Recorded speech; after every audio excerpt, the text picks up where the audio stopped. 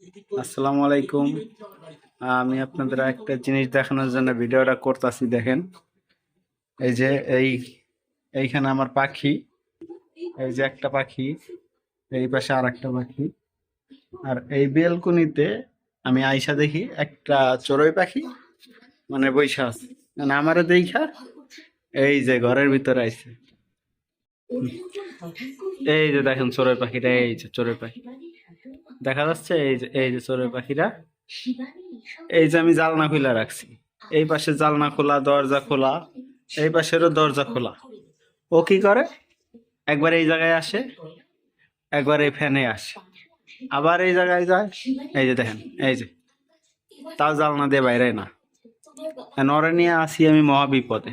আসলে পাখিরা তাদের কথা বুঝে, আমার পাখিরা সারাদিন ডাকাডাকি করে তো, তাই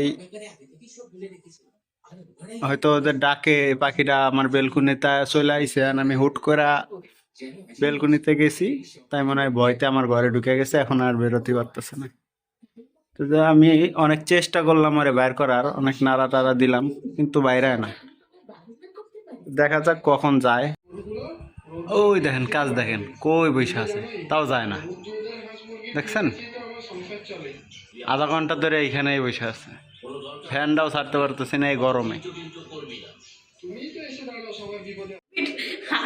হার্টবিট কি জোরে জোরে ইয়ে হচ্ছে। অনেক কষ্টে গাইস পাখিটারে ধরছি, এখন এটারে বাইরে ছেড়ে দেবো। কিন্তু আফসোস একটাই, ওরে একটা বাড়ি মারছিলাম আমি, ওর নামটা ছিল না, কি করবো কন। এখন পাখিটারে ছেড়ে দেবো, চলো আসো। দাঁড়াও, লাইটটা জ্বালাই। এই যে গাইস পাখিটা ছেড়ে দিলাম, দাঁড়াও, চলে গেছে, এখানে চলে গেছে। যাক, পাখিরা শেষ পর্যন্ত চলে গেল।